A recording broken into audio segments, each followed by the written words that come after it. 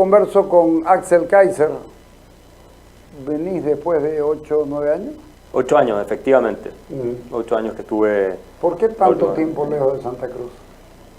Porque mi agenda ha sido bastante intensa estos últimos 8 años, han pasado muchas cosas y Santa Cruz no tenía por mucho tiempo vuelos directos a Santiago. Entonces, cuando tú viajas todo lo que viajo yo, que me paso la mitad del año sobre un avión, tener que tomarte 2 aviones para llegar y con cada escala, cambios de hora y todo lo demás, te ahorras todo lo que puedes, ese tipo de cosas. Entonces, por tiempo, por agenda... ¿Estás visitando Europa muy seguido? Y voy a Europa bastante seguido, sobre todo a Estados Unidos y otros países de América Latina. ¿Existe esta forma de liberalismo de ustedes que están pregonando en Estados Unidos? En Europa y en Estados Unidos. En Europa existe, tiene rostros representativos en España. Yo también tengo un mercado allá, se publican mis libros, doy conferencias, entrevistas. Sí. No ¿En diría... España con cuál de los dos frentes? ¿Vox o PP? Yo creo que Vox ha ido deshaciéndose sus elementos liberales. Ahora está más en el PP. Ayuso es una gran representante de esto, me parece. Cayetana. Esperanza Aguirre, exacto, Cayetana. Pero bueno, hay mucho trabajo por hacer. Creo que ahora el efecto Milei impacta también en España. El consenso socialdemócrata está colapsando en todas partes porque no está resolviendo los problemas.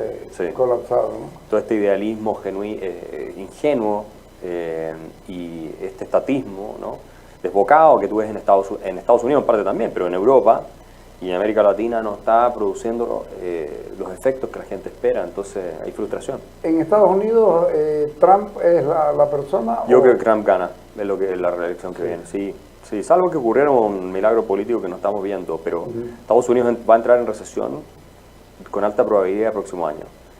Si eso ocurre, Trump es presidente. Y Biden además insiste en ser el candidato. Además, con muy poca espalda personal por lo del hijo y todas estas cosas. Sí, ¿no? Y además muy desgastado, ya no tiene la capacidad psíquica, mental para ser presidente. O sea, es obvio. Trump está mucho más vivo que él, digamos, mucho más agudo. Sigue siendo el mismo personaje. Pero es capaz de generar un movimiento libertario. No, Trump no es un libertario. Liberal. No, Trump no es un libertario, es yo diría, un conservador, un tanto oportunista con ideas liberales en economía, y eso es muy bueno, salvo en la parte internacional comercial, pero es mejor que tener Pero sirve a los efectos. Es mejor que tener a Gavin Newsom, por ejemplo, que es un neomarxista, de la izquierda extrema de Estados Unidos, aunque algunos dicen que no es así, pero hay que ver California, el desastre que es bajo la administración de Gavin Newsom, es una catástrofe. Y con todas estas políticas identitarias, woke, que básicamente son unas formas de colectivismo fascistoide, ¿no?, y cultura de la cancelación. Y después tienes a Biden, que también se ha dejado llevar en parte por una agenda más dura demócrata. Los demócratas hoy día están entregados a una ideología que es el identity politics y que básicamente apunta a la destrucción de Occidente y la destrucción de Estados Unidos. Y yo no puedo apoyar una cosa así. La autodestrucción. A la autodestrucción, sí. ¿Por qué? Porque ellos conciben que la institucionalidad norteamericana histórica, ¿no es cierto?, tanto sus valores fundamentales de la independencia como su constitución, como las estructuras sociales, económicas, las demás, son creaciones del hombre blanco heterosexual para oprimir a todas las demás minorías. Entonces, de lo que se trata es de tumbarlas para generar la liberación de todas estas minorías. Y eso es lo que se enseña en Harvard, en Yale, en Princeton, en todas las universidades.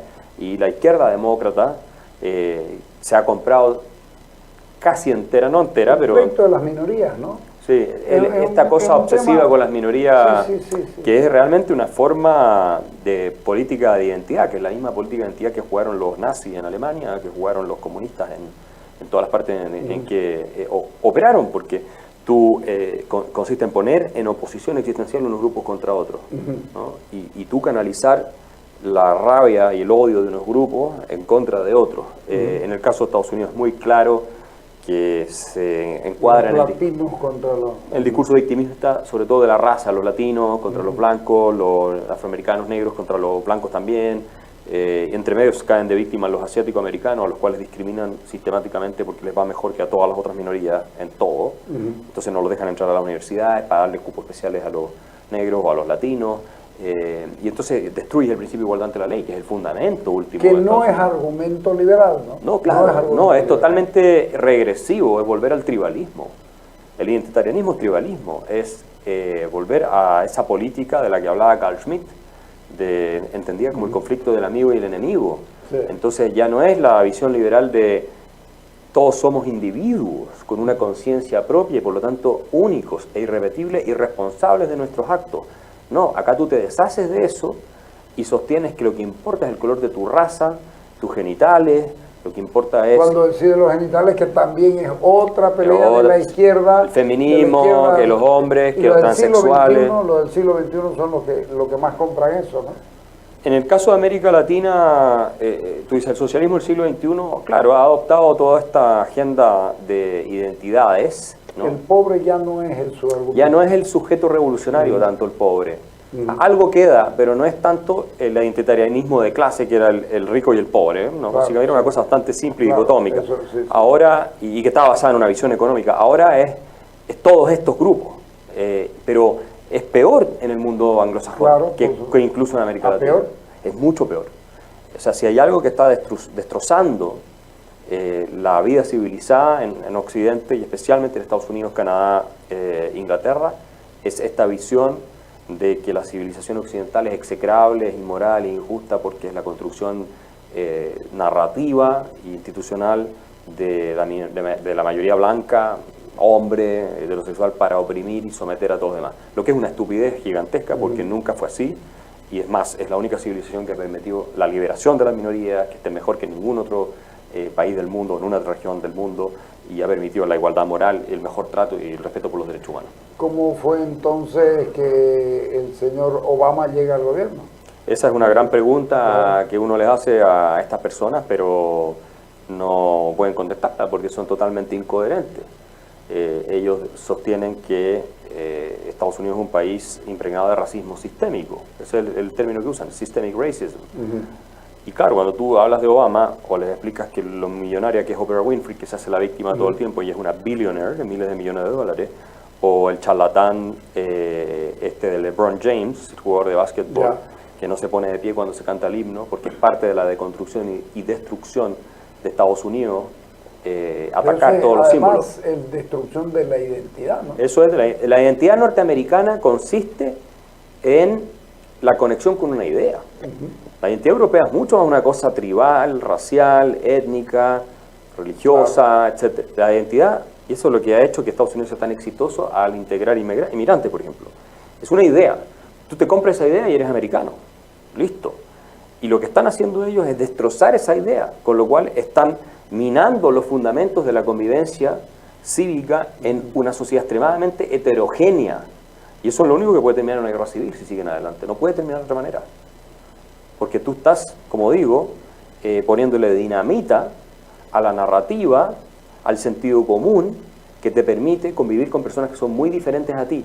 Y ese sentido común es una idea. Y esa idea es la idea de que somos todos individuos y por lo tanto personas que somos idénticas en el sentido de que compartimos el hecho de poseer una conciencia individual cada uno y por lo tanto una dignidad que es irreductible e idéntica a cada uno y en consecuencia que tienen que aplicársenos las mismas reglas a todos. Se dice que es individualismo.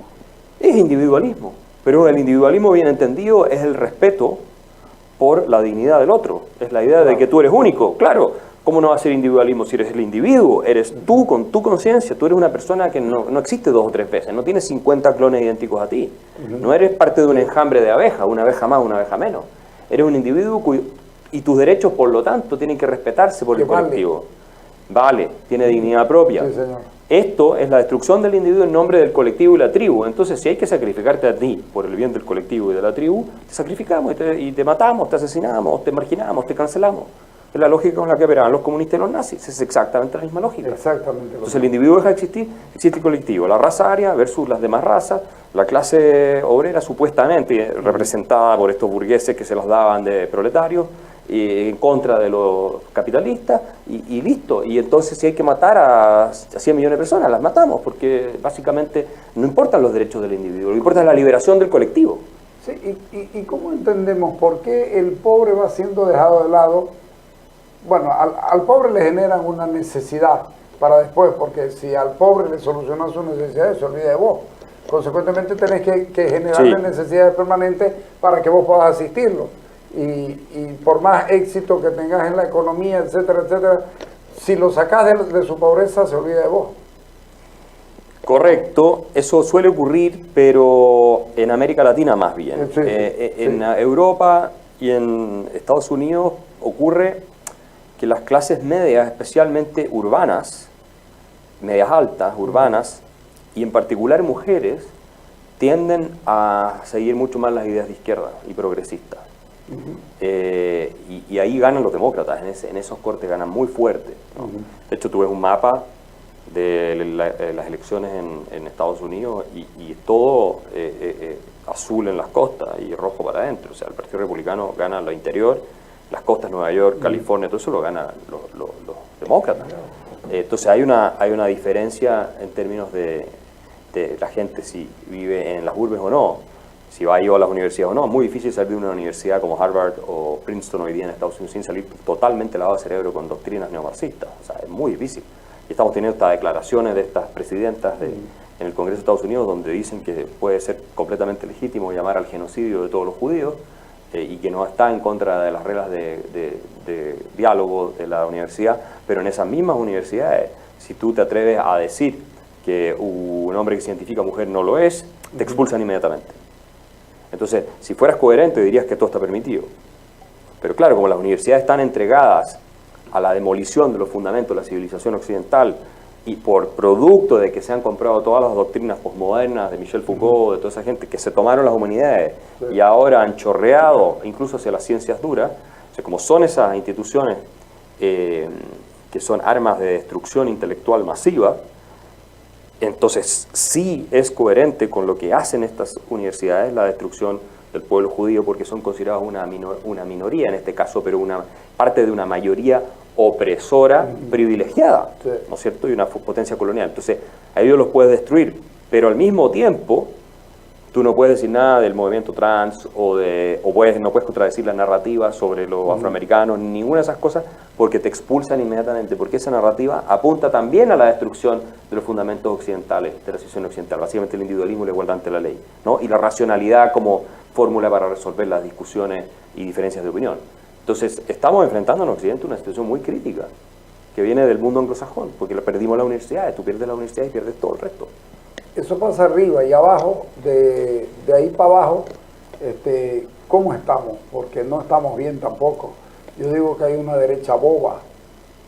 Bueno, en el caso de América Latina, tienes algo que en Estados Unidos no.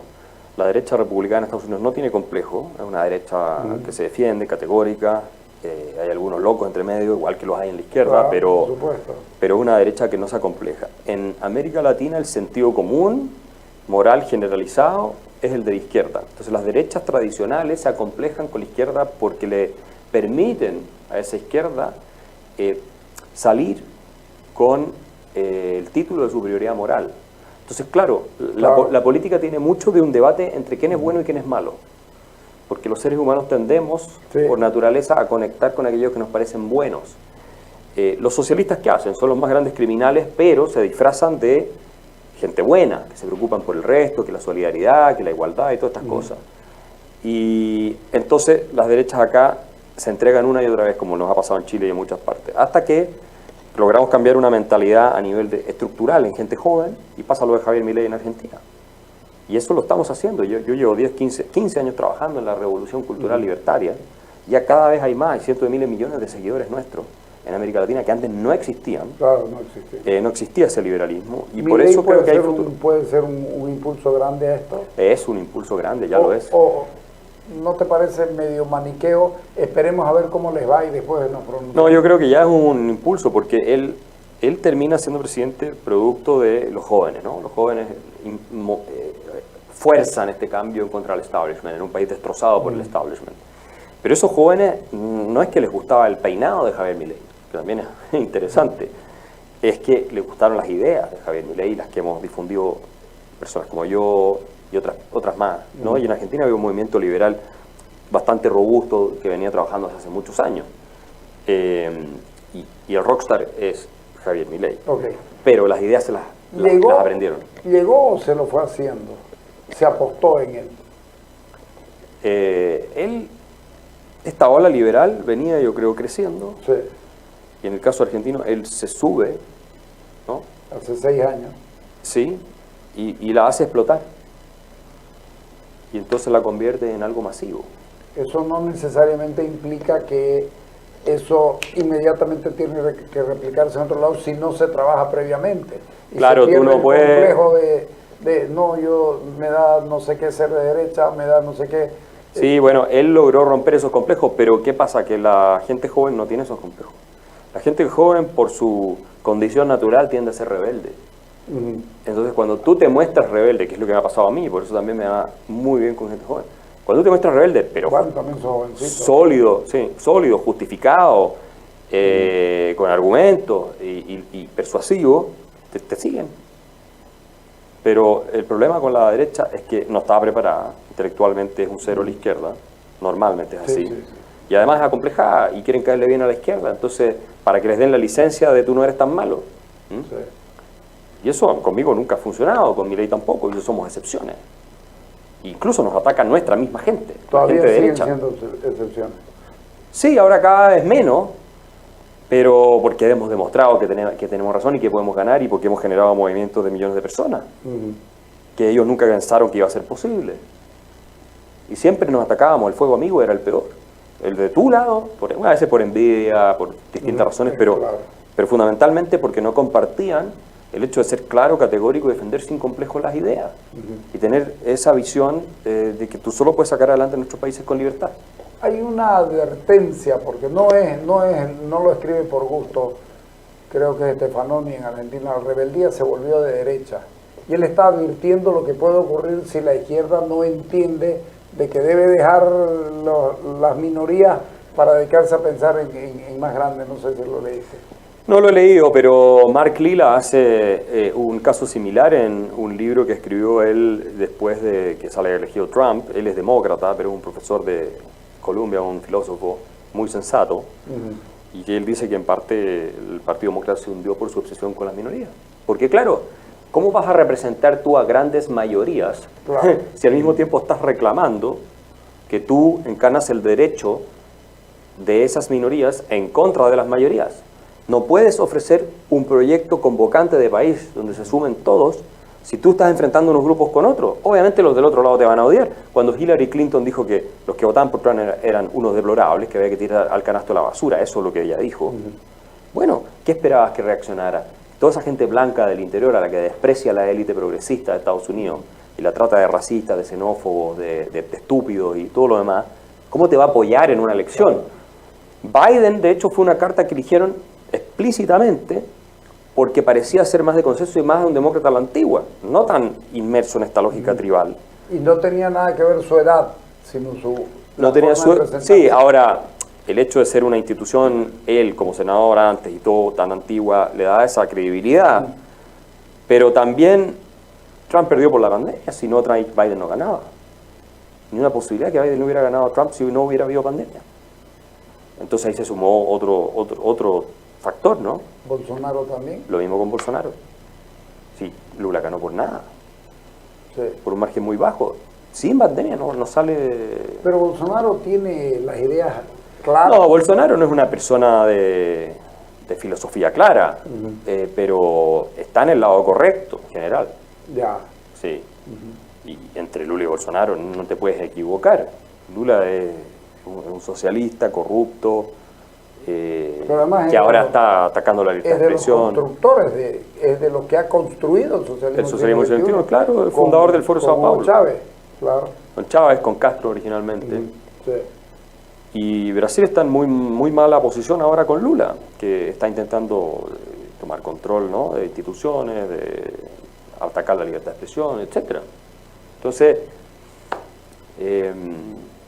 la histeria que generaba Bolsonaro era totalmente injustificada, pero esto no era solo en la izquierda, era toda la centro-derecha de nuevo. Porque tú tienes un consenso socialdemócrata que va desde la izquierda, tal vez no la más marxista, pero la centro-izquierda que está cerca de eso, hasta las derechas. Entonces tienes todo ese arco del consenso socialdemócrata. Y todos piensan igual, en muchos temas. El Estado tiene que ser grande, subir impuestos, la centro-derecha le pone un poco más de énfasis al tema del crecimiento económico, pero en los principios están de acuerdo. El Estado tiene que redistribuir mucha riqueza, la desigualdad es el problema, hay que atacarla, no puede ser que muchos tengan poco y pocos tengan mucho, etcétera, etcétera. El tema del feminismo, el tema de las cuotas de género, todo eso están de acuerdo. La agenda climática, porque el mundo se va a acabar mañana, lo cual es falso, pero se lo están comprando completamente. Todo eso, porque son personas que también actúan políticamente para sus círculos de referencia. ¿Cuáles son sus círculos de referencia? Tú quieres ser parte de la ONU. ¿Quieres que cuando salgas de ministro, o salgas de político, de candidato o de presidente, te contraten como a Michelle Bachelet en las Naciones Unidas? Bueno, Michelle Bachelet siempre ha tenido ideas marxistas, eso no es una novedad. Por eso califica para ser la presidenta de la Comisión de Derechos Humanos de la ONU. Si no es marxista, que apoya la dictadura cubana, no puede descalificar para ser presidente de la Comisión de Derechos Humanos de la ONU. Vaya para hoja. Pareciera que es casi prohibido criticar la dictadura cubana y sobre todo la dictadura cubana. Hay un romanticismo todavía que por ahí me quedaba a mí hasta hace algún tiempo. Estábamos con este asunto pero representa Woodstock, digamos, ¿no? Sí, lo que pasa es que el socialismo es una doctrina extraordinariamente atractiva, porque a diferencia del liberalismo ofrece una utopía. El liberalismo no ofrece ninguna utopía.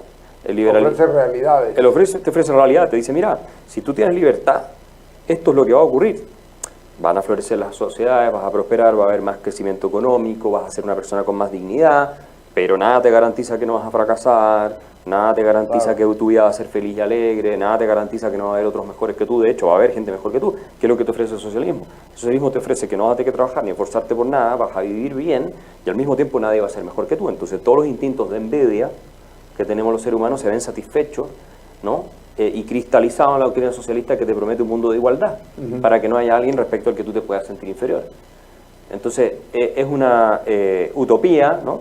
Desde ese punto de vista que promete, y Marx lo prometía, el paraíso de Dios, pero esta vez en la tierra, no al otro lado. Sí. Por eso es una perversión del cristianismo, el marxismo. Y resuena por como es retóricamente, es muy atractivo. ¿Por qué en determinado momento lo liberal se tira o se lo ve como contrario al cristianismo? Yo no sé por qué hay gente que... Pero hay, ¿no? Sí, que dice eso, es tan absurdo que es un desconocimiento absoluto de la historia del liberalismo y de dónde emerge la filosofía liberal. El primer movimiento que en el mundo plantea la igualdad intrínseca del sujeto con derechos que son inalienables, dados por el creador, es el cristianismo. Sí. Y esa es la esencia del individualismo. O sea, en Roma y en Grecia no existía la idea de la intrínseca dignidad de las personas. De hecho, Aristóteles y todos ellos escriben sobre los esclavos, las mujeres como seres inferiores, el esclavo por naturaleza. Platón hablaba de personas que tenían una porción de oro, plata o bronce en su alma y por lo tanto estaban ya predestinados de antes a ocupar ciertos roles en la sociedad. Hoy día pareciera que la predestinación está para las minorías o para los... Bueno, claro, hoy día se argumenta de alguna manera que las minorías están esclavizadas en nuestras sociedades occidentales, lo cual es una estupidez.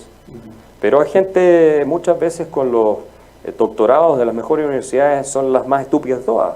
Como decía Thomas Sowell, hay ideas tan absurdas que solo un intelectual es capaz de creerlas. O sea, y eso es verdad. Si la gente más desquiciada que ha habido en la historia humana son intelectuales, son personas del mundo de la academia, de la filosofía, de todas esas cosas.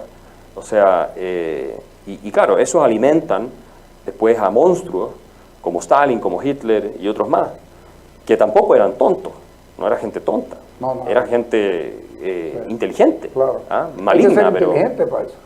Es que eran inteligentes, pero malignos, pero inteligentes. Claro, sí. Y en consecuencia, tenemos que tener claridad respecto a todas estas dimensiones, porque si no, estamos condenados una y otra vez a caer en épocas de oscuridad. Vos conocés Bolivia y conocés el problema político de Bolivia. Evo Morales hizo un fraude, no han podido controvertirlo el informe de la Organización de Estados Americanos, pero igual ellos siguen diciendo que nunca hubo fraude. Hubo una huida de Evo Morales, llega Yanine Áñez, el gobierno que tendría que haber sido un buen gobierno, lamentablemente no fue, y se volvió a eso.